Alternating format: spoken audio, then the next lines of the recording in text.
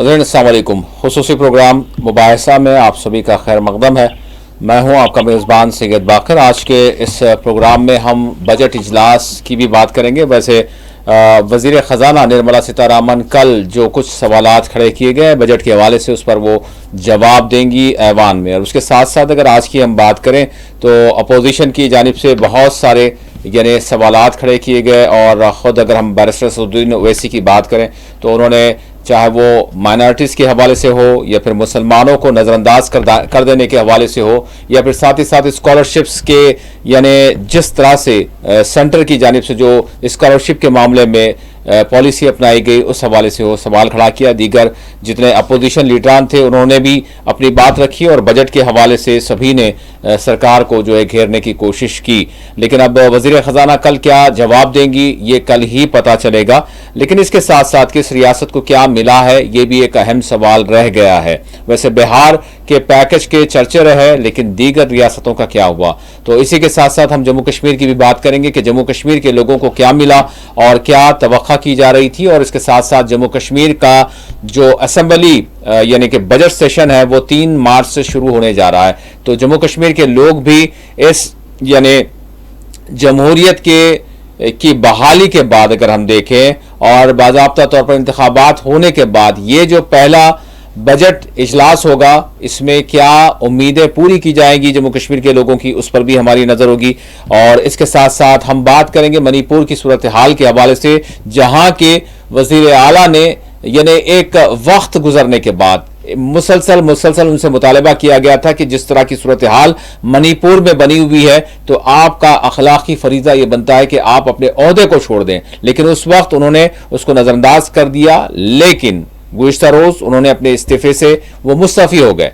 तो इस पर भी बहुत सारे सवालात खड़े हो रहे हैं। और फिर मणिपुर की एक्चुअल सूरत हाल क्या है, इस पर भी आज के इस प्रोग्राम में हम बात करेंगे। इसके अलावा जम्मू कश्मीर में हम देख रहे हैं कि आए रोज आतिशज़दगी के वाक़यात पेश आ रहे हैं, जबकि मरकज़ की जानिब से बहुत सारे दावे किए जा रहे हैं कि हम तरक्की के ये काम कर रहे हैं। खुद प्रधानमंत्री का भी दौरा हुआ और सोनामर्ग में जो उन्होंने यानी जिस तरह से टनल का इफ्तिताह अंजाम दिया उस मौके पर भी बहुत कुछ कहा गया। लेकिन वहीं सोनामर्ग में गुज़िश्ता रोज जिस तरह से आतिशज़दगी का वाक़या पेश आया, जिसमें 50 से ज़ायद जो है दुकानात जल गई, दीगर इमलाक को शदीद तरीन नुकसान पहुंचा।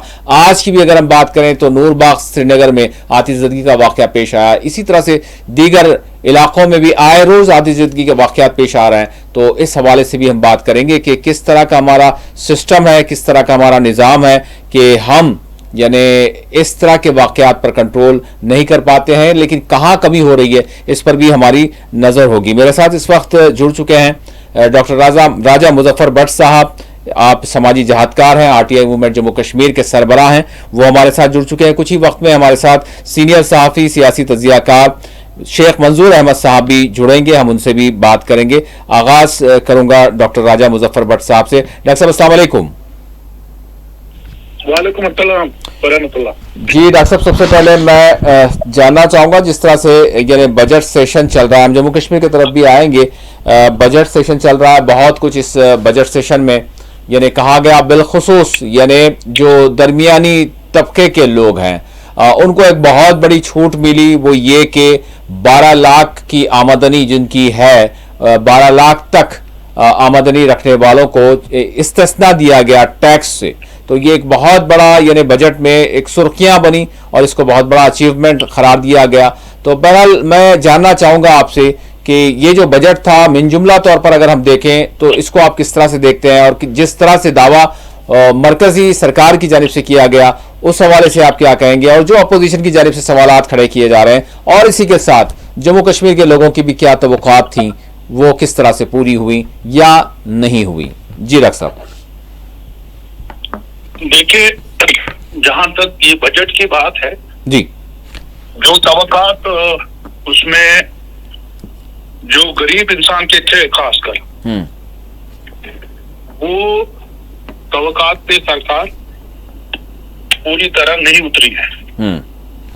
खासकर अगर हम बात करें जो हमारा एग्रीकल्चर सेक्टर है जी, उसमें भी बहुत सारे तवक्कात हमारे किसानों के थे इसमें जी। तो मगर बजट जो है उस पे सरकार जो है पूरी तरह से जो उनको करना चाहिए था वो सरकार ने उसमें उतना नहीं किया है जी, और जिसकी वजह से जो है जितने भी किसान जो हमारे एग्रीकल्चर सेक्टर से जुड़े हुए लोग हैं जी जी, तो मैं पैनल से चाहूंगा कि माजरत के साथ पैनल से चाहूंगा कि ये टाइटल निकाल दें, जो आज का टाइटल है वो हालात हाजरा के हवाले से वो लगाएं, अगर वो ना मिले तो फिर इसको निकाल दें, ये इररिलेवेंट है। जी जी डॉक्टर साहब प्लीज। जी, तो उसमें जो है सरकार ने जो बहुत सारे प्रोग्राम रखे हैं, जो खासकर जो एस्टिमेटेड जो बजट था इस वक्त, बजट एस्टिमेट्स जो है टोटल रिसिप्ट जो उन्होंने रखे थे 34.96 करोड़, और उसमें जो नेट टैक्स रिसिप्ट जो है एस्टिमेटेड जी 28.37 लाख करोड़, फिजिकल डेफिसिट जो एस्टिमेट था 4.4%, जो एस्टिमेट्स थे जो हाईलाइट, मतलब अगर हम बजट की जो हाईलाइट्स करें बात, जी हाँ, मगर जहां तक एग्रीकल्चर की बात है उसमें प्राइम मिनिस्टर ने कहा था कि जितने भी स्कीम्स हैं, सरकारी स्कीम्स थी हमारी, पहले की जो स्कीम्स थी उसमें उतना उन स्कीम्स में जो है इजाफा नहीं हुआ है, उसमें इतना जो बजट एलोकेशन जो कहते हैं। जहां तक हमारे बजट की बात है जम्मू कश्मीर की अगर हम बात करें, पिछले साल जो हमारा बजट था जी वो था 41,000 करोड़, तो मगर इस साल जो है 1,000 करोड़ कम हुआ है जम्मू कश्मीर का। तो लोगों की उम्मीदें थी कि शायद ये बजट जो है बढ़ जाएगा, मगर मसला है कि इसमें जो है थोड़ी सी 1,000 करोड़ की कमी आई है जी।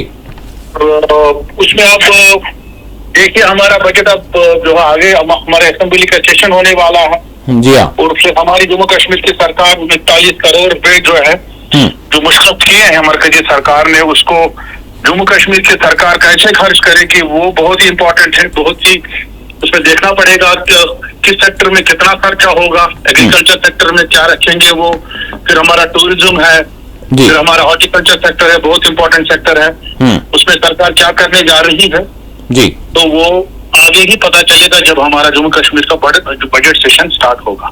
यकीन बिल्कुल। डॉक्टर साहब मैं यहाँ पर ये भी जानना चाहूंगा, जिस तरह से यानी 12 लाख ये सवाल इस पर उठ रहा है कि भाई कितनी आपकी ऐसी आबादी है जो 12 लाख तक जो है जिसकी अर्निंग हो रही है, जबकि हमारे वज़ीर दाखिला अमित शाह साहब जहां पर भी हम देखें यानी कोविड के मौके पर, उसके बाद भी हर इलेक्शंस में वो ये कहते हुए जो है हमने उनको सुना कि 80 करोड़ लोगों को 5 किलो अनाज जो है मुफ्त फराम किया गया। तो 80 करोड़ लोगों को 5 जो किलो अनाज लेने के लिए जो है मोहताज हैं, तो फिर यहाँ पर एक बड़ी आबादी कहा जा रहा है जिनको राहत फराम की गई। तो वाकई कितनी जो मिडिल क्लास लोग हैं उनको कितना जो है राहत मिली है? देखिए उनको जो राहत मिली है 12 लाख तक की जो पॉपुलेशन है जिनकी 12 लाख तक की आमदनी पर छूट कहा जा रहा है कि इनकम टैक्स से जिस तरह से छूट दी गई है, जिनकी भी 12 लाख तक की आमदनी, किसको हो रही है 12 लाख की आमदनी, कितनी तादाद है ये सवाल किया जा रहा है। बहुत ही कम है, वो कितने होंगे वो जी, मैक्सिमम लोग जो हमारे हैं, जो बाकी जो लोग हैं जो बच गए हैं उनके लिए हम क्या कर रहे हैं। देखिए ये तो टैक्स वाले कितने लोग हैं इसमें, यकीन आपके जो है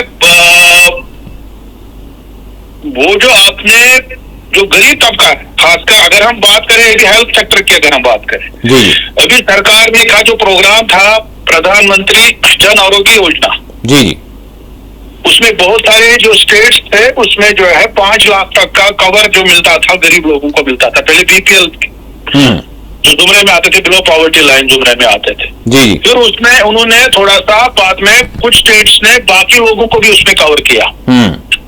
बट अभी जो है उसमें ये पता चला है कि अभी कुछ बहुत सारी सर्जरीज ऐसे हैं, बहुत सारे मेडिकल प्रोसीजर्स ऐसे हैं कि जिसमें जो उनको मतलब उस स्कीम के दायरे से उनको निकाला जाएगा जी, उसकी वजह से बहुत सारा जो है फायदा जो मिल रहा था वो आगे آنے والے سالوں میں نہیں ملے گا وہ. جیسے کولسٹیکٹومی ہے, جیسے پائلس کا آپریشن ہے, آج ہی ڈاکٹر صاحب بتا رہے تھے, اس میں 5-6 پروسیجر کو سرکار نکالنے والی ہے یہاں پہ جموں کشمیر. تو اس کا فائدہ اب ڈائریکٹلی لوگوں کو نہیں ملے گا. ایسے ہی جو ہے یہ بجٹ جو ہے اس میں جو ٹیکس ریلیف جو ہے مڈل کلاس کے لیے جو ہے, مطلب جو انہوں نے جو ٹیکس فری انکم لیول جو رکھی ہے 12.75 لاکھ کا, تو وہ تقریباً 1 لاکھ کروڑ ہوتا ہے وہ, 1 لاکھ کروڑ ہوتا ہے وہ. مگر جو باقی چیزیں ہیں, جو روزمرہ کی چیزیں ہیں, جیسے جی ایس ٹی میں اضافہ ہے یا باقی چیزوں میں ہے, اس میں تو عام انسان کی کمر تو ٹوٹتی ہی ٹوٹتی ہے. اس کے علاوہ جو ہمارا منیمم ویجز ہے, جو غریب لوگوں کو جو منیمم ویجز ہے, ابھی بھی منیمم ویجز ہمارے 250, 240, 270, 280. بٹ آپ مجھے بتائیے کہاں پہ 280 لیتا ہے, دہاڑی تو 500 ہے. جی ہاں, تو منیمم ویجز کو بھی سرکار کو چینج کرنا تھا. یا نریگا میں جو دیتے ہیں ویجز, وہ بھی اس میں 300 بھی نہیں ہے بہت ساری اسٹیٹس میں, 300 کے نیچے ہے, اس میں سرکار کو اضافہ کرنا تھا. یا ہمارے جو منیمم جو ہمارے کراپس ہیں, بہت سارے جو ہمارے فصلیں ہیں, ان کا جو خریدنے کا ہوتا ہے, جو ان کو وہ مطلب اس میں جو لاز بنائے گئے ہیں ایگریکلچر منسٹری کی طرف سے, ان میں ان کو کیا بولتے ہیں, ان کراپس کو خریدنے میں بھی منیمم سپورٹ پرائز جسے کہا جاتا ہے, MSP کہا جاتا ہے, اس میں بھی اضافہ نہیں ہوا ہے. بہت سارے کراپس میں ریٹ کم ہے, اور بہت سارے کراپس کو اس میں انکلوڈ نہیں کیا گیا منیمم سپورٹ پرائز میں. تو اوورآل اگر دیکھا جائے تو یہ کچھ حساب سے تو مڈل کلاس کے لوگوں کے لیے تو ٹھیک ہو سکتا ہے, مگر جو ہمارے ملک میں مڈل کلاس کتنے ہیں یا لوگ, ہمارے ملک میں جو ہے 70% لوگ غریب ہیں, جو لوور مڈل کلاس میں آتے ہیں, لوور مڈل کلاس سے بھی نیچے آتے ہیں. تو مجھے نہیں لگتا ہے کہ ان کے لیے اتنا زیادہ کچھ کیا گیا ہے اس بجٹ میں. مظفر صاحب آپ بنے رہے, ہم منظور صاحب سے بھی جو ہے رابطہ کر رہے ہیں اور ان سے بھی جو ہے بات کریں گے. ناظرین, ہم جس طرح سے بجٹ کو جو پیش کیا گیا, یہ سب سے اہم ترین بات یہ ہے کہ سرکار کی جانب سے اپنے جو دعوے کیے جا رہے ہیں وہ تو اپنے مقام پر ہیں, لیکن جس طرح سے ڈاکٹر صاحب نے کہا کہ زمینی سطح پر لوگوں کو کیا فائدہ ہو رہا ہے. ابھی اگر ہم سری نگر کی اگر ہم بات کرتے ہیں تو بہت سارے, خود آپ نے خبر نامے میں بھی دیکھا ہمارے کشمیر کے, جس میں بہت سارے لوگوں کو گرفتار کیا جا رہا ہے, تحویل میں لے جایا جا رہا ہے. وجوہات کیا ہے, وہ کیا مانگ کر رہے ہیں؟ مطلب عارضی ملازمین ہیں اور ان کے دیرینہ مطالبات ہیں, وہ اپنے مطالبات کو لے کر سڑکوں پر اترتے ہیں, لیکن یہاں پر پھر جو کچھ ہوتا ہے وہ ہماری نظروں کے سامنے ہے. تو سوال یہاں پر یہی ہے کہ عام لوگوں کو جو بڑی تعداد ہے ان کو کیا فائدہ ہو رہا ہے؟ بہرحال بجٹ سیشن چل رہا ہے اور بجٹ جس طرح سے پیش کیا گیا, اب اس پر جو ہے کل جواب دہی بھی ہوگی, وزیر خزانہ اس پر جو ہے جواب بھی دیں گی, تو کیا رہے گا اس پر بھی بات کریں گے. ہمارے ساتھ غالباً جڑ چکے ہیں شیخ منظور احمد صاحب. منظور صاحب, میری آواز مل رہی ہے آپ کو؟ السلام علیکم. السلام علیکم جی منظور صاحب, جاننا چاہوں گا, بجٹ سیشن چل رہا ہے, کل وزیر خزانہ یعنی جو کچھ سوالات اٹھائے گئے ہیں بجٹ پر اس پر وہ جو ہے جواب دیں گی, لیکن اوورآل ابھی تک کی جو پروسیڈنگ رہی اس کو کس طرح سے منظور صاحب آپ دیکھ رہے ہیں؟ آج میں نے اس کے بارے میں راجیہ سبھا میں بجٹ اس پر چل رہا, بجٹ پر ڈسکشن چل رہا تھا, اور اس پر اپوزیشن نے کچھ جو ہے امپورٹنٹ پوائنٹس جو ہے ہائی لائٹ کیے گئے ہیں. انہوں کا خاص کر چدمبرم صاحب نے بھی اچھے پوائنٹس اٹھائے ہیں. انہوں نے کہا جو گورنمنٹ کی جو پالیسی ہے, جیسے ایگریکلچر ہے, ہیلتھ ہے, ایجوکیشن میں ایلوکیشن حکومت نے کم کی ہے. یہ بہت ساری چیزیں ہیں جو عام لوگوں کو جس سے فائدہ ہو رہا ہے. اس سے جو ایجوکیشن ہی ملک کی ترقی کے لیے بنیاد بنتی ہے. ہیلتھ امپورٹنٹ ہوتا ہے. ان چیزوں پر حکومت نے اپنے اخراجات جو ایکسپینڈیچر تھا وہ کم کیا ہے, تاکہ یہ, اور اس کے علاوہ ان کا یہ تھا ماننا تھا, یا دوسرے جو ممبرس تھے اپوزیشن, انہوں نے بار بار یہ اٹھایا, یہ جو ہے غریب لوگ ہے, عوام جو ہے, خاص کر 50 to 60% جو لوگ ہے, ان کو اس بجٹ سے کوئی بڑا فائدہ نہیں آ جائے گا. یہ ان لوگوں کے لیے ہے جو معاشی طور پر بہت بہتر ہے. یعنی کہ امیر اور پونجی پتی والے ان کو زیادہ فائدہ ہو جائے گا اس سے، اور جو مڈل کلاس بھی جو 3 کروڑ لوگ ہیں، وہ خالی 3 کروڑ لوگ، ہاں وہی جو ان کا یہی ماننا ہے جی. تو یہ کچھ چیزیں ہیں اس وقت جو پیش کیا گیا، جس دن بجٹ پیش کیا گیا تو اس دن لگ رہا تھا کہ ساری چیزیں جو ہے عوام کے لیے کیا جاتا ہے، مڈل کلاس کو جو انکم ٹیکس میں چھوٹ دی گئی کچھ حد تک 12 لاکھ تک بڑھائے، حالانکہ ایکچولی یہ 12 لاکھ ہے ہی نہیں، یہ اس میں کہا گیا تو بعد میں پتا چلا یہ اتنا ہے نہیں، کیونکہ آپ کو اس کے لیے انویسٹمنٹ کرتی ہے جس میں آپ کو ایگزمپشن ملے گا ٹیکس کا. اب آدمی کے پاس اتنا پیسہ ہونا چاہیے کہ وہ کسی چیز میں انویسٹمنٹ کرے. جی جی. اگر اس کے پاس اپنے جو ہے زندگی کے جو ضروریات ہے اس کو پورا کرنے کے لیے پیسہ نہیں ہے تو وہ کہاں سے یعنی کہ 1.5 لاکھ یا 2 لاکھ روپیہ کسی سکیم جو ہے گورنمنٹ فنڈ میں اس کو انویسٹ کرے تاکہ اس سے چھوٹ ملے. آج کل آپ سبوں کو پتا ہے ایجوکیشن اور ہیلتھ جو ہے وہ بہت ایکسپینسو بن گیا ہے. بالکل. جو مڈل کلاس کے لوگ جو ہے اپنے بچوں کو ان کو 5-6 ہزار روپیہ ان کو مہینہ دینا، اس کے علاوہ پھر وردی جو دوسری چیز اخراجات بچے کے لیے جو ہے 8-10 ہزار روپیہ ہوتا ہے. اسی طریقے سے ہیلتھ بھی بہت ایکسپینسو بن گیا ہے. یہ چیزیں جو ہے یہاں ہم نے یہ دیکھا جو بیسک چیزیں ہیں جس سے عوام کو فائدہ ہے یہ ہم نے دیکھا ہے، چاہے حکومت ہو یا اپوزیشن ہو وہ اس پر زیادہ دھیان نہیں دے رہا ہے جتنا وہ اپنی سیاسی لڑائی لڑنے کے لیے کرتے ہیں. یہ بڑے دکھ کی بات ہے. پارٹیسپیشن اس میں ہوتی ہے لیکن اگر آپ دیکھیں گے الیکشن میں ان چیزوں پر کبھی بھی ڈسکشن نہیں ہوتا ہے. وہاں دوسرے ایشوز آتے ہیں، کوئی اس نے کیا کیا بڑے بڑے دعوے کیے جاتے ہیں. کوئی کہتا ہے عورتوں کے لیے 2000، کوئی 75 وہ لگاتا ہے 2500 میں دوں گا، تیسرا کہتا ہے 3000 میں دوں گا. تو اسے ہی وہ چل رہا ہے. جگی جوڑوں کے لیے کوئی کہتا ہے 150 یونٹ دو گا، پھر ایسے یہ چیزیں بس اسی میں جاتا ہے. اور جو عام لوگوں کے جو ایشوز ہے ان پر کوئی بھی سیریس نہیں لیتا ہے. بڑے بڑے ایشوز پر کر رہے ہیں جو عام لوگوں کے ایشوز ہیں، چاہے وہ اپوزیشن بھی اس طریقے سے ان کو ہائی لائٹ نہیں کرتی ہے.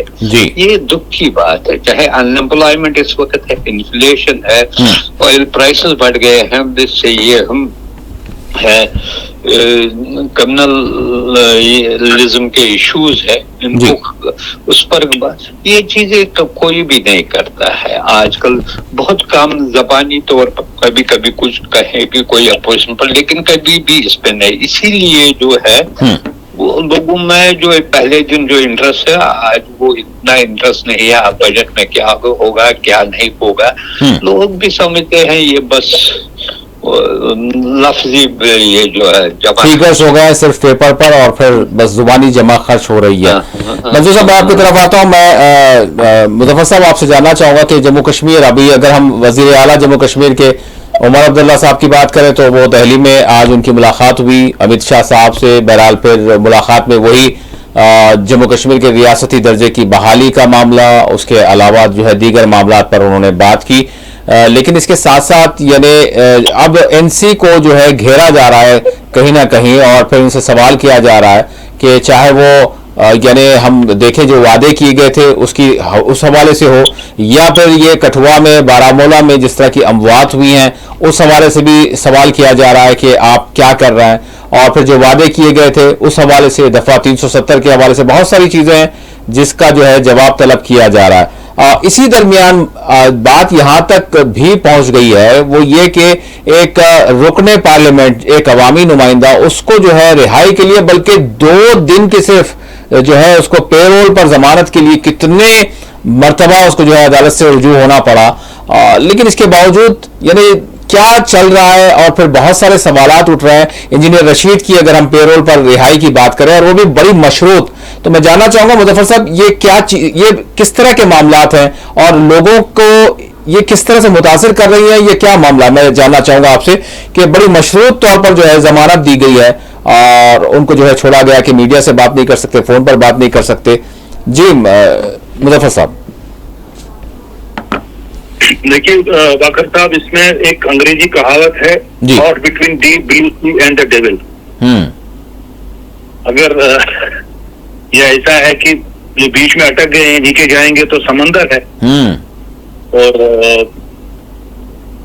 دوسرے سائڈ جائیں گے تو وہاں پہ دیو ہے, بہت بڑا کوئی جن ہے, ایسا کچھ ہے. تو لیکن کانفرنس کی سچویشن بھی اس وقت ایسی ہے کیونکہ الیکشن میں تو انہوں نے اپنے مینیفیسٹو میں جو ان کا الیکشن منشور تھا, یا اس کے بعد جو الیکشن ریلیز جتنے بھی ہوئی, چاہے عمر عبداللہ صاحب اس میں تھے یا جتنے بھی لیڈرز ان کے تھے, لیڈران تھے, انہوں نے دفعہ 370 کو واپس لانے کی بات کی, انہوں نے اسٹیٹ ہوڈ کی بات کی, انہوں نے باقی چیزوں کے بارے میں بات کی, مگر اب وہ اٹک گئے ہیں اسٹیٹ ہوڈ کو لے کے, کیونکہ ان کو پتا ہے کہ اگر وہ دوسری باتیں کریں گے تو اس پہ جو ہے مرکز ناراض ہو جائے گا.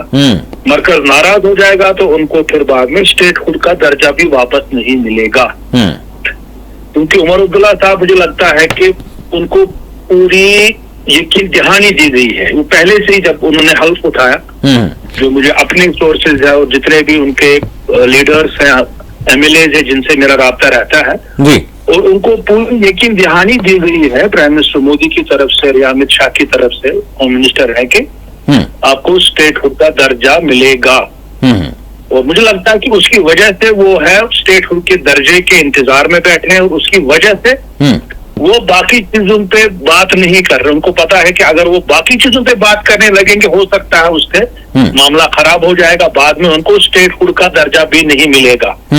ایک طرح سے کہیں ہم کانٹوں کا تاج ہے ان کے سر پہ, یہ بھی کہہ سکتے ہیں, but at the same time انہوں نے لوگوں سے وعدے کیے ہیں, بہت زیادہ وعدے کیے, بہت زیادہ باتیں کی, اور اگر رولا بھی اس میں جو ہے بالکل انہوں نے بار بار ان کو ٹوکتے رہے, کوستے رہے.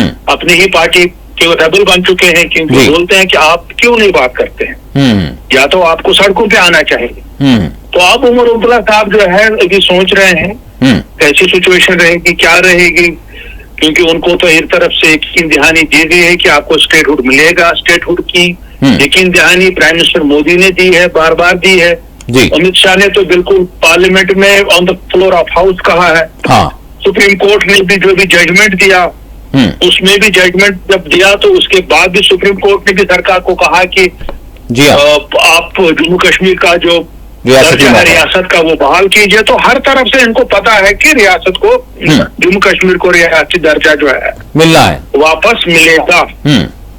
مگر اسی لیے یہ مجھے لگتا ہے کہ مرکز کو اس وقت ناراض نہیں کرنا چاہتے ہیں, کنٹروورشل باتیں نہیں کرنا چاہتے ہیں. کنٹروورشل چاہے 370 کے حوالے سے ہو یا باقی مسائل ہو, اس وقت سیاسی قیدیوں کی بھی بات ہے. جی ایون یہ باقی ایشوز پہ بھی بات نہیں کر رہے ہیں کوئی.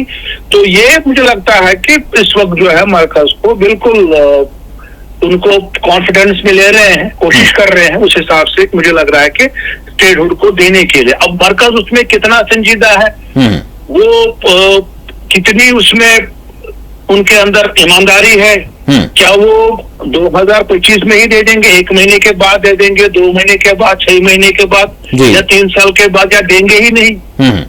تو وہ بھی یہ بھی ہے. تو اسی لیے مجھے لگتا ہے کہ وہ کیلکولیٹڈ چل رہے ہیں عمر عبداللہ صاحب اس حساب سے. بالکل بڑا محتاط انداز نظر آ رہا ہے, لیکن سوال یہاں پر یہی ہو رہا ہے, اپوزیشن کو تو بالکل موقع رہے گا اور پھر وہ سوال ضرور کریں گے کہ آپ نے جو وعدے کیے تھے پھر کس بنیاد پر وعدے کیے تھے. آپ کو ساری سچویشن معلوم تھی, لیکن اس کے باوجود آپ نے وعدے کیے. اگر ایسا تھا تو پھر آپ وعدے نہیں کرتے, آپ جو ہو سکتا وہی بات کرتے, لیکن آپ نے ایسا نہیں کیا. یہ ساری چیزیں ہو رہی ہیں. بہرحال یہ اس کا جواب دینا ہوگا. ناظرین, ہماری بات چیت جاری رہے گی, ہم دہلی کی بھی بات کریں گے, اور دہلی میں جو کچھ چل رہا ہے اس کے اثرات ملک بھر میں کیا ہو رہے ہیں, کیا ہو سکتے ہیں, اس پر بھی ہم بات کریں گے. منی پور کا بھی رخ کریں گے, اور پھر جس طرح سے میں نے کہا کہ جموں کشمیر میں اور بالخصوص کشمیر میں جس طرح سے آتش زدگی کے واقعات جو پیش آ رہے ہیں, جس میں مطلب بھاری نقصان ہم دیکھتے ہیں, اور بعض موقعوں پر جو ہے یعنی جانی نقصان بھی ہوئے ہیں, ایسا نہیں ہے. میں مدعو صاحب آپ سے جاننا چاہوں گا کہ انجینئر رشید کی جو مشروط رہائی پیرول پر ہوئی ہے مطلب 2 دن کے لیے، تو میں آپ سے جاننا چاہوں گا کہ اور بھی دیگر جو سیاسی قیدی یا پھر بہت ساری چیزیں، ایک کشمیر کا مدعا رہا ہے، لیکن اس میں یہ جو معاملہ ہے اس کو آپ کس طرح سے دیکھتے ہیں؟ اور پھر حکومت کے لیے بھی جو وعدے کیے انہوں نے. جی پہلے میں اس سے پہلے تھوڑا بہت یہ نا 370 ہے، یہ ریسٹوریشن آف اسٹیٹ ہوڈ ہوئی ہے. جی ضرور، مجھے پلیز. نہیں لگتا ہے ایٹ لیسٹ اگلے 4-5 مہینوں کے دوران جی جی اسٹیٹ ہوڈ دیا جائے گا. ہاں. حالانکہ اس کے لیے جو ہے پریزنٹ بجٹ سیشن میں اس کے لیے بل لانی چاہیے تھی حکومت کو، اگر وہ سیریس ہوتی کہ اس کو اسٹیٹ ہوڈ دینے کے لیے، جس کی بات وزیر اعظم اور ہوم منسٹر نے بار بار کہا کہ وہ امیڈیٹلی جب الیکشن کمپین بھی چل رہے تھے وہ کہتے ہیں اب اسٹیٹ ہوڈ تو جو یہ کچھ ہفتوں کی ہی بات ہے. جی. لیکن اس کے بعد ونٹر سیشن ہوا، اب بجٹ سیشن ہوا. بجٹ سیشن میں بھی کوئی بل ایسے نہیں آ جائے گی، کیونکہ یہ بل پاس کرنی ہے پارلیمنٹ کو. جس پارلیمنٹ نے اس کو union territory division union territory کا اس کو واپس یہ بل کرنی ہے، 2/3 میجارٹی سے یہ پاس ہونی چاہیے. پھر پریزیڈنٹ آرڈر نکالے گا. اس کے لیے اسٹیٹ ہوڈ اس کے لیے ابھی نہیں ہے. حکومت گورنمنٹ آف انڈیا ولنگ نہیں ہے ابھی. اگر آپ دیکھیں گے کچھ 1 مہینے پہلے وزیر اعظم وہاں گئے، گاندربل گئے، جب انہوں نے وہ ٹنل کا افتتاح کیا تو اس نے کہا صحیح سمے پر اس کو دیا جائے گا. اس وقت یہ مدعا اٹھایا تھا وزیر اعلیٰ. لیکن وہ جو ہے 370 یہ جو کہتا ہے، حالانکہ انہوں نے پہلے ایک ریزولوشن پاس کیا تھا اسمبلی میں اس سلسلے میں، لیکن یہ ریزولوشن پاس ان کو پتا ہے کہ یہ ایکچولی تبھی ملے گا جب یہاں پر خاص کر رولنگ پارٹی ان کو اس کے لیے سپورٹ کرے گی، اور جو وہی اسی کو انسٹرومنٹل ہوگی اس کو اسٹیٹ ہوڈ واپس دلانے میں، انہی کا بڑا رول ہے. جی. اب دوسری بات رہی انجینئر رشید کو. انجینئر رشید ایکچولی وہ کہہ رہے تھے، اس کے جو پارٹی والے کہہ رہے تھے کہ اس کو پارلیمنٹ کے اجلاس میں پارٹیسپیٹ کرنے کی اجازت ملنی چاہیے. جی. کیونکہ اس میں ہوتا ہے جب بھی کوئی وہ ہوتا کوئی جیل میں ہوتا ہے، ممبر پارلیمنٹ ہوتا ہے تو اس کے لیے یہ، لیکن ان کو صرف 2 دن کے لیے یہ جو ہے پیرول پر دیا گیا ہے. اس پر محبوبہ مفتی نے کہا کہ اگر رام رحیم جو ہے وہ ڈیرے والے ڈیرا کے جو ہے، اس نے کہا ابھی تک اس کو 15 سے 16 بار ان کو نا پیرول پر فرلو دیا گیا. ان کو 1.5 مہینے کا. وہ تو اس کے خلاف بہت سارے ایلیگیشن، مرڈر ہے، تو اس کو کیوں نہیں دیا جاتا ہے اس کو بھی پرماننٹلی؟ حالانکہ جب وہ پارلیمنٹ الیکشن لڑ رہے تھے تو اس وقت ان کو جو ہے اس کے بعد ان کو دیا گیا تھا کچھ عرصے کے لیے، اس کو ٹائم یعنی کہ پیرول دیا گیا تھا، اس نے پارٹیسپیٹ بھی کیا. تو لیکن ہو سکتا ہے اس کے بعد اگر یہ جو ہے فی الحال 2 دن کا دیا گیا، ہو سکتا ہے اس کو ایکسٹینڈ کیا جائے گا یا کچھ نہ کچھ. اس کے آلریڈی اس کے ایک پیٹیشن دائر کیا گیا ہے اس کے سمپتھائزرز نے، سپورٹرز نے، کہ ان کو پرماننٹلی رہا کرنا چاہیے. یہ ایک ہے. لیکن آج ملاقات جو کی تھی اس نے پھر اسٹیٹ ہوڈ کا مسئلہ اٹھایا. لیکن ایک تو اسٹیٹ ہوڈ کا مسئلہ تو بڑا امپورٹنٹ ہے، سینسیٹیو مسئلہ ہے.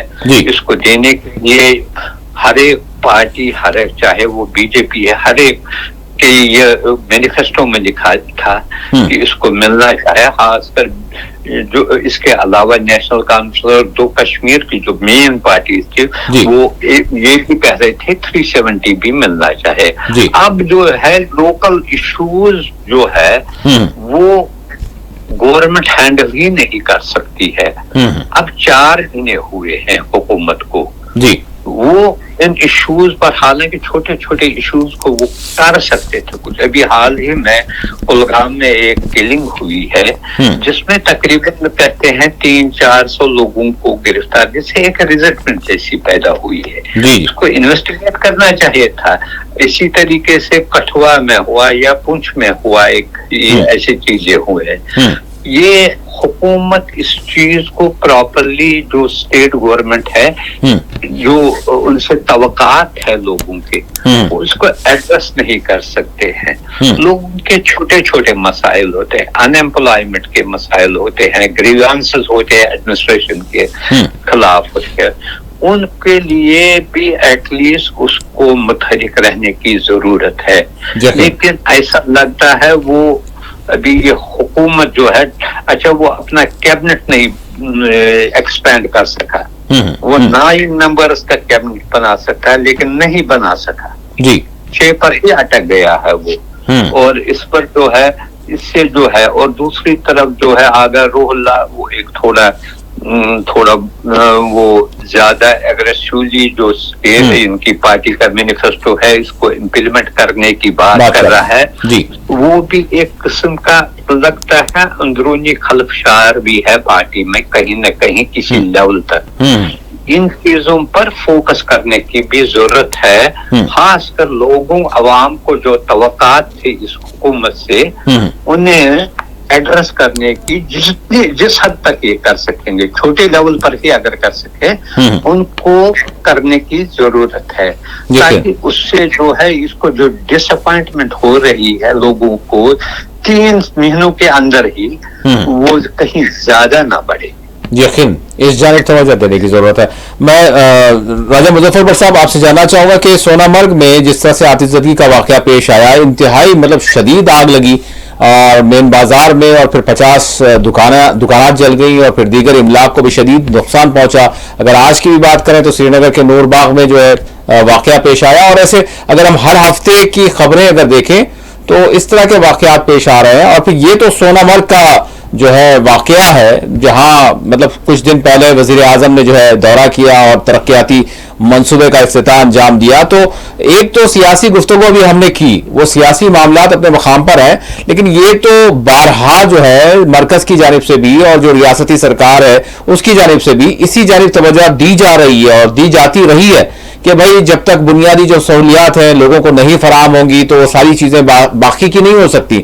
تو یہ جو پریورٹی والا معاملہ ہے کہ لوگوں کی جان مال کے تحفظ کے حوالے سے، تو میں جاننا چاہوں گا آپ سے کہ یہ کس طرح کے حادثات واقعات ہوتے ہیں اور کیا وجہ بنی کہ اتنے ساری دکانات جو ہے وہ جل کر خاکستر ہو گئی. جی مظفر صاحب. دیکھیے باقر صاحب، میں نے اس حوالے سے بہت مضامین لکھے ہیں، سوشل میڈیا پہ بھی بہت باتیں کی ہیں، ویڈیوز بھی بنائے ہیں پہلے بھی، کیونکہ جب موسمی سرما یہاں پہ آتا ہے اس میں آگ کی وارداتوں میں اضافہ ہو جاتا ہے.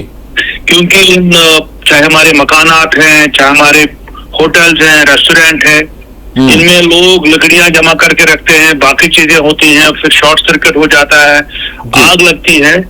بڑا افسوس کی بات ہے کہ جہاں تک سون مرگ کی بات، یہ ایک بہت بڑا ٹورسٹ اسپاٹ ہے اور یہاں پہ ونٹر ٹورزم 1-2 سال سے سٹارٹ ہوا ہے. اور حال ہی میں پردھان منتری مودی صاحب جو ہے، پرائم منسٹر مودی ہے، انہوں نے خود یہاں پہ 27,000 کروڑ کا جو پروجیکٹ ہے ٹنل کی، زڈ مور ٹنل جسے کہا جاتا ہے، اس کی انوگریشن کی، تاکہ سون مرگ کو جو ہے بالکل اب موسم سرما میں بھی کھلا رکھا جائے اور ٹورسٹ وہاں پہ جائیں.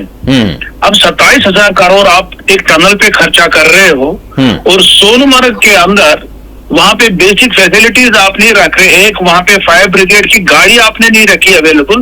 یہ تو بہت ہی زیادتی ہے یہ. اور وہاں پہ 50 ہوٹل، ریسٹورینٹ، گھر، پتہ نہیں کیا کیا سب جل گئے، مطلب بالکل خاکستر ہو گئے وہ.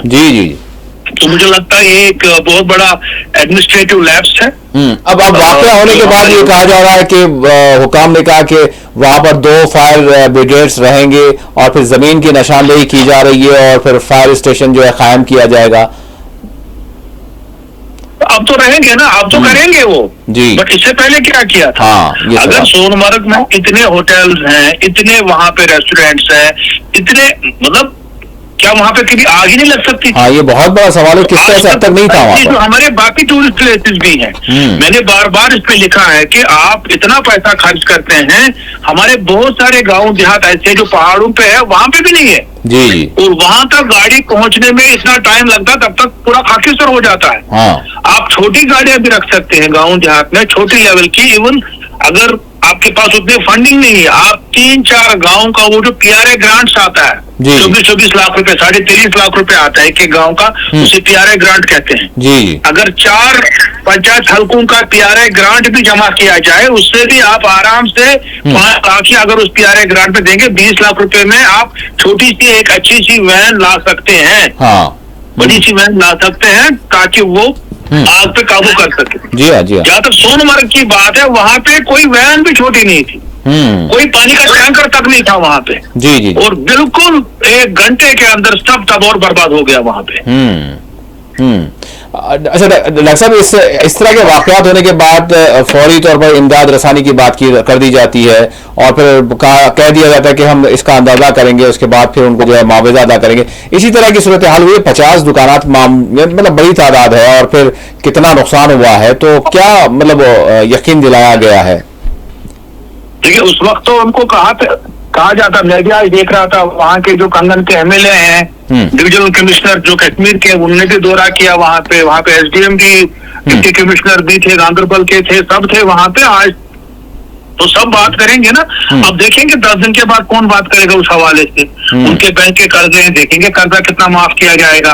उनके पास बाकी चीजें हैं, और नई कंस्ट्रक्शन करनी है, क्या इनको एलो किया जाएगा? अब उसमें तो मास्टर प्लान है वगैरह है, बाकी चीजें हैं, तो वो चीजें भी देखनी पड़ेंगी। तो अब जो है सरकार को इसमें आगे आना चाहिए, जो भी उसमें उनको रियायत मिल सकती है, कंसेशंस मिल सकती हैं, मुझे लगता है कि उनको दिए जाने चाहिए। और ये एक बहुत बड़ा एडमिनिस्ट्रेटिव लैप्स है, मैं कह सकता हूँ। तो सरकार को बिल्कुल उनको मुआवजा देना पड़ेगा, न कि इसलिए कि उनके साथ वो क्या बोलते हैं, वो एग्रीमेंट लोग हैं, उनको नुकसान हो गया, वो जमीन पे आ गए, वो तबाह हो गए, वो बर्बाद हो गए, नहीं, इसलिए नहीं, क्योंकि एक एडमिनिस्ट्रेटिव लैप्स है। इसको इतनी बड़ी टूरिस्ट जगह पे है, इतने टूरिस्ट वहाँ पे है, एक फौजी छावनी भी वहाँ पे है, आपने वहाँ पे फायर ब्रिगेड का स्टेशन नहीं रखा है, ये एक एडमिनिस्ट्रेटिव लैप्स से मुझे लगता है कि, और सरकार को ये खमियाजा जो है भुगतना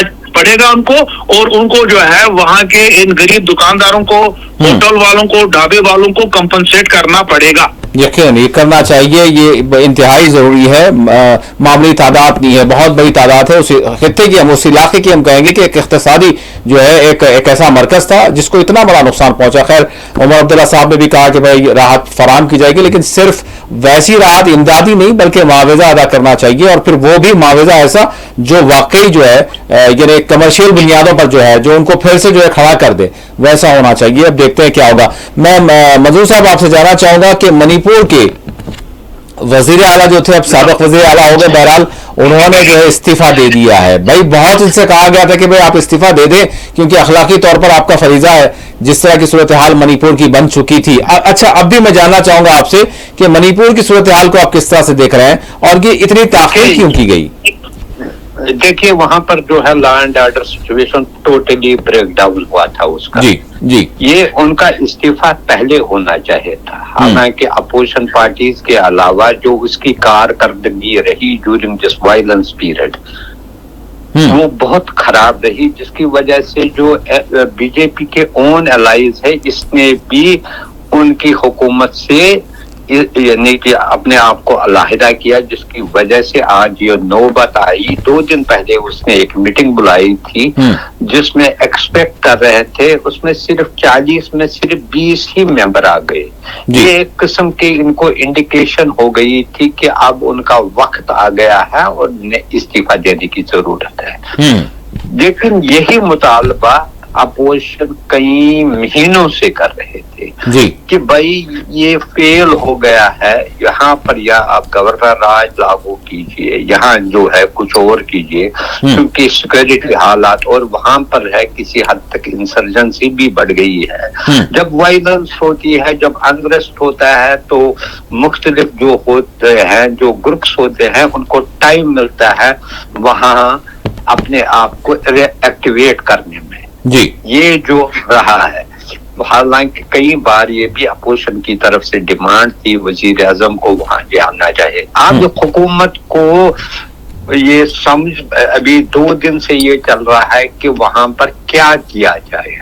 क्या कुछ लोग कहते हैं कि शायद असेंबली को डिसॉल्व किया जाएगा और इसके बाद किसी ब्रीफ पीरियड के लिए वहां पर टेम्पररी चाहे प्रेसिडेंट रूल या गवर्नर रूल जो है वो लगाया जाएगा जी। इसके अलावा लेकिन यहाँ से ये भी चल रहा है, जो स्पीकर जो है असेंबली का जी, उसी को नए चीफ मिनिस्टर बनाने की बात भी हो रही है। लेकिन मसला ये जो है, हुकूमत बनाने से या किसी चीफ मिनिस्टर को रिप्लेस करने से ये मसला हल नहीं होगा। इसमें पूरा डिवीजन हुआ है कुकीज और मीठीज के दरमियान जी जी, और इस डिवीजन को खत्म करना, ये जो गैप हो गई है इसको खत्म करने की जरूरत है। अब ये टाइम यहाँ तक आ गया है, कुकीज कहते हैं हमें सेपरेट स्टेट देनी चाहिए जी, यहाँ तक हालात खराब हुए हैं और आए दिन जो है एक दूसरे पर हमले होते हैं और हलाकतें होती है। इसलिए हुकूमत को कोई हुकूमत बनाने से पहले वहां पर एक सारे जो स्टेक होल्डर्स है, जो इन्वॉल्व है इसमें, इन पार्टीज की लीडर, इनके जो पार्टीज है या इनके जो एल्डर्स है सीनियर जो वहां पर है, इनकी एक बैठक बुलानी चाहिए कि इसमें क्या करने की जरूरत है, ताकि एक कॉम्प्रिहेंसिव प्लान पीस रेस्टोर करने के लिए किया जाए, न कि सिर्फ हुकूमत बदलने से अगर ये मसला हल होगा। मुझे नहीं लगता सिर्फ एक चीफ मिनिस्टर बदलने से ये मसला हल होगा। इसमें चाहिए एक विजन, एक प्लान जिसमें दोनों जो ग्रुप्स है, एथनिक ग्रुप्स है, इनको इन्वॉल्व करने की जरूरत है और इसको सीरियसली इम्प्लीमेंट करने की भी जरूरत है। वहां पर एक और प्रॉब्लम है, वहां पर मल्टीपल ये जो है सिक्योरिटी फोर्स है, कुछ आसाम राइफल, कुछ दूसरे हैं, कुछ BSF है, जिससे ये इसको एक जो फोर्सेस या एक स्टेट पुलिस है या दूसरा फोर्स जो बाहर का जो चाहे BSF या कोई, उनको रखने की जरूरत है, ताकि ये जो मल्टीपल टाइप्स ऑफ ये फोर्सेस है वहां पर, इससे न कहीं जो है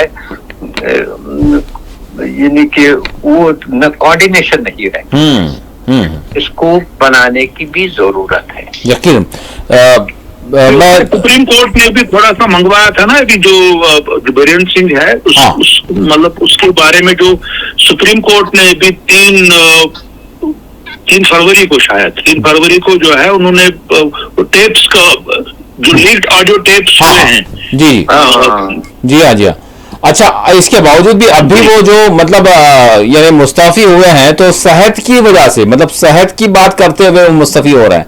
वो तो एक बहाना है, सेहत तो एक बहाना। ये तो इसको 2 दिन पहले ही जब इसने मीटिंग हुई, इससे पहले शायद आपको पता है JDU का एक लोअर मेंबर था जी वहाँ असेंबली में, उसने विड्रॉ सपोर्ट किया। हालांकि उसको JDU पार्टी ने उसको एक्सपेल भी किया बाद में जी जी। लेकिन ये एक मैसेज जा रही थी कि all is not well with the government. जो पहले हुकूमत रेजिस्ट कर रही थी उसको बचाने की, बार बार हालांकि उसके बारे में मुतालबा किया गया, पिछले 1 साल से किया ज्यादा किया, इसको हटाओ, लेकिन गवर्नमेंट रेजिस्ट कर रही। जब अब उनको अपने ही पार्टी के मेंबर जो है इससे मुखालिफ हो गए, रिवोल्ट करने लगे, तो हुकूमत के पास भी कोई चारा नहीं रहा, उसको इस्तीफा देने के लिए कहा होगा। अब वो हुकूमत क्या करेगी, नई हुकूमत बनाएगी, डिसॉल्व करेगी या कुछ और करेगी। मेरे ख्याल में सबसे बेस्ट तरीका यही है, इसको वहां पर डायरेक्टली सेंट्रल रोल में रखना चाहिए, ताकि जब तक हालात ठीक हो जाए और जो 2 ग्रुप में जो खलीज पैदा हुआ है उसको खत्म करने की जरूरत है और دونوں کو جیسے وہ پہلے رہتے تھے وہاں جی ہاں تو تاکہ ایک دوسرے کے ساتھ بھائی چارہ سے رہیں بالکل وہاں پر کھینجس ہو رہا ایک اور چیز جو وہاں اس اسٹیٹ کے بارے میں سینسٹو ہے اس کا جو ہے میانمار کے ساتھ کنیکشن رہتا ہے بالکل جس سے وہ جو ہے یہ بھی کہا جاتا ہے جو بائرن سنگھ کہتا ہے کہ بہت سارے الیگل لوگ وہاں پر داخل ہوئے ہیں اور ان کی یہ ڈیمانڈ ہے ان کے خلاف ایکشن لینی چاہیے کچھ کہتے ہیں کہ ملیٹنٹ آرمڈ گروپس بھی آئے ہیں کہاں سے آئے ہیں ابھی تک اس کا بارے میں ہے لیکن وہ بھی ایکٹیو ہو گئے ہیں نیچرلی جہاں پر انریسٹ جو میں نے پہلے بھی کہا انریسٹ رہے گا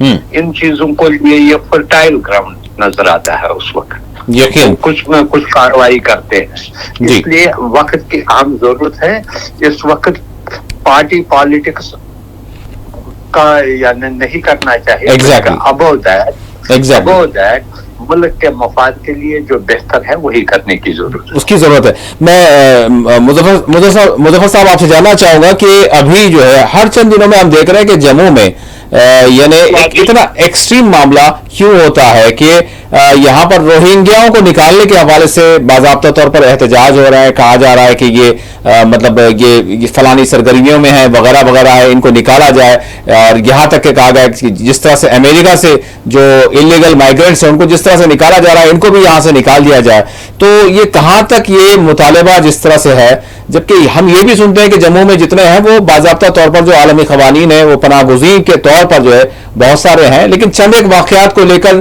ساری ایک مظلوم لوگ ہیں ان کو جو ہے وہاں سے کھدیڑ دینے کی جو مطالبات جموں میں ہو رہے ہیں میں اس حوالے سے چاہوں گا اختصاراً جی مظفر صاحب دیکھیے جہاں تک روہنگیاز کا مسئلہ ہے باضابطہ یہ باضابطہ رجسٹرڈ ہے یو این جو ریفیوجیز کا جو ایجنسی ہے HCR ہاں تو اس میں کچھ لوگ اس وقت جو ہے بنگلہ دیش گئے تھے کچھ ملیشیا کچھ تھائی لینڈ کچھ انڈونیشیا کچھ ہندوستان میں بھی آتے تھے تو باضابطہ ان کا ایک ایگریمنٹ ہوتا ہے ہمارے درمیان مجھے سمجھ نہیں آ رہا ہے کہ کس حساب سے ان کو پھر کہا جاتا ہے کہ ان کو باضابطہ نکال دیجیے یا تو وہ ایگریمنٹ ان کو سائن ہی نہیں کرنا چاہیے تھا اس کو باضابطہ بعض زعفرانی تنظیمیں جو ہے احتجاج کر رہے ہیں شدت کے ساتھ کر رہے ہیں اور مطلب ایک ایسا ماحول ایک نفرت والا ماحول اس میں یہ بھی نہیں دیکھا جا رہا ہے کہ بھائی ٹھیک ہے ایک آدھ دکا کوئی اگر کرائم یا وغیرہ ہو جاتا ہے ہر کمیونٹی میں کچھ نہ کچھ لیکن اس کی وجہ سے سارے کے سارے لوگ ان کو جو ہے نکال دینے کی بات کرنا اور ان کے ساتھ جو ان کے حوالے سے ایک ایسا ماحول پیدا کرنا لوگوں کو تنگ ذہن کر دینا بالکل بالکل یہ 40,000 روہنگیاز ہیں یہاں پہ پورے ملک بھر میں اس وقت کچھ حیدرآباد میں بھی ہے جموں میں ہیں دلی کے آس پاس میں ہے کچھ میوات کے آس پاس میں تو ان کا باضابطہ ایک ایگریمنٹ ہوتا ہے ممالک کے بیچ میں جی ہاں اسی کے تحت ہے وہاں پر انٹرنیشنل کنونشنز ہوتے ہیں ریفیوجی کنونشن اسے کہا جاتا ہے جی ہاں تو اس حساب سے میں بھی کچھ سال پہلے تقریباً 4-5 سال پہلے جموں میں کچھ وہاں ریفیوجی کیمپ میں ایک بار گیا تھا میں بھی خود دیکھا تھا ان کے پاس باضابطہ آئیڈینٹی کارڈ تھے باضابطہ تو مجھے سمجھ نہیں آ رہا اگر ان کے پاس باضابطہ آئیڈینٹی کارڈ ہیں باضابطہ ایک پالیسی کے تحت ادھر ادھر آ گئے ہیں بچار نکل گئے ہیں وہاں سے اگر تو ان کے ساتھ یہ ذاتیاں کیوں کی جا رہی ہے مجھے سمجھ نہیں آ رہا تو یہ بالکل ایک کمیونل فیلنگ ہے اور باقی اگر یہ مسلمان نہیں ہوتے ہیں اگر یہ کسی اور مذہب سے ہوتے مجھے نہیں لگتا کہ ان کو اس طریقے سے ستایا جاتا